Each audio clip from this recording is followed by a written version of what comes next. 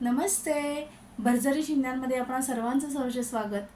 आजचा एपिसोड काहीही विशेष नसला तरी पण नेहमी जर का लाईक करायचा आहे आणि जर का असा अनुभव तुमचाही असेल तर नक्की एखादी प्रेमाची कमेंट करा.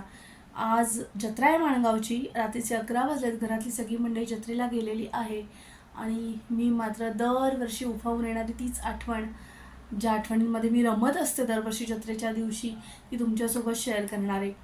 माझे अण्णा आजोबा म्हणजे माझ्या आईचे बाबा आणि माझी आजी म्हणजे माझ्या बाबांची आई, हे दोन्हीकडचे आजी आजोबा मी अगदी लहान असल्यापासून, माझं लग्न झालं, मला मुलं झाली, तरीसुद्धा ते जोपर्यंत हयात होते तोपर्यंत न चुकता दरवर्षी जत्रेला 20 रुपये द्यायचे. आणि त्या 20 रुपयाचं जे सुख होतं ना, ते मिळूच शकत नाही. म्हणजे मी लाखो रुपये कमवतो, जत्रेला म्हटलं तर 2-5 हजाराची आरामात खरेदी करू शकतो, पण ते 20 रुपये सॉलिड मिसिंग आहेत यार. म्हणजे माझे आजोबा बंडी घालायचे. बंडी म्हणजे ना, तिला पोटावरती आडवा खिसा असायचा. दरवर्षी एकतर ते यायचे किंवा आम्ही जायचो अगदी आवडीने. आणि अजिबात असं काही नव्हतं, ते इगो वगैरे असल्या काही गोष्टी नव्हत्या. जत्रा आहे म्हणजे अण्णा आजोबांचे 20 रुपये पाहिजेतच. त्याच्यामुळे गेल्यानंतर मग त्या पोटावरच्या आडव्या खिशातून पैशांची गड्डी बाहेर काढायची आणि त्यातून 20 रुपयाची नोट द्यायचे. आणि ना, लग्न झालं आमचं किंवा एवढा काळ लोटला तरीसुद्धा कधी वाटलंच नाही की ती नोट 100ची व्हावी किंवा 500 द्यावेत. कधीच नाही. ते 20 रुपये म्हणजे सन्मान वाटायचा.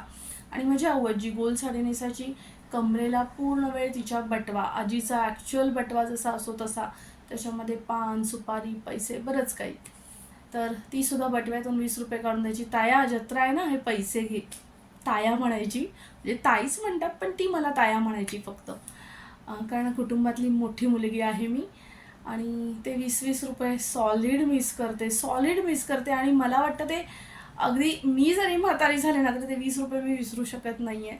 आज जत्रेमध्ये खूप वस्तू विकत घेता येतात, भरमसाठ पैसा खर्च करता येतो, पण त्या 20 रुपयांमध्ये जे सुख होतं, जे जिव्हाळा होता आणि वर्षभर पुरणारा जो आनंद होता ना, तो आत्ताच्या आमच्या हजारो रुपयांमध्ये नाही आहे. खूप वाईट वाटतं की जेव्हा ही माणसं असतात ना, त्यावेळेला ऐन तारुण्यामध्ये जाणीव नसते फारशी की त्यांना आपण वेळ द्यायला हवा आहे, त्यांची सेवा करायला हवे. त्यावेळेला खूप दुर्लक्ष होतं. जवळजवळ ते अस्तित्व आपण मानतच नसतो त्यांचं. आणि आज मॅच्युरिटी आली आहे, कळतं आहे की त्यांना वेळ द्यायला हवा होता, त्यांची सेवा करायला हवी होती, त्यांना आपला सहवास हवासा वाटत असेल. पण आज वेळ निघून गेलेली आहे, कोणीच नाही आहे. जर तुमचे आजी आजोबा असतील तर खरंच कामं सोडा, आठवड्यातनं एकदा त्यांना भेटायला जात जा. तुमचं नुसतं सोबत असणं त्यांना खूप सारा आनंद देईल. आणि हो, तुमचे आजी आजोबा जर का असतील आणि मायेने अगदी 10 किंवा 20 रुपये जरी देत असतील ना, तर खूप खूप आनंदाने घ्या ते. कारण ते इतके व्हॅल्युएबल असतात ना की त्याची सर कधीच येऊ शकत नाही. तुमचेही आजी आजोबा आहेत का? तुम्हाला देतं का कोणी जत्रेला पैसे? मला ते 20-20 रुपये नसल्यामुळे जत्रेत खरंच जावंसं वाटत नाही. मुलं लहान असताना त्यांना एवढे वर्ष घेऊन जात होते. जे हवं, जे बोट दाखवतील ते घेऊन देत होते. आता नाही जावंसं वाटत. मुलं मोठी झाली, त्यांची जातात. मला जत्रेमध्ये फारशी गोडी नाही, पण वाट बघते काश कोणी दरवर्षी जत्रेला 20 रुपये देणारं मिळेल. तुमच्याकडे जर असतील ना आजी आजोबा तर खरंच त्यांना जपा.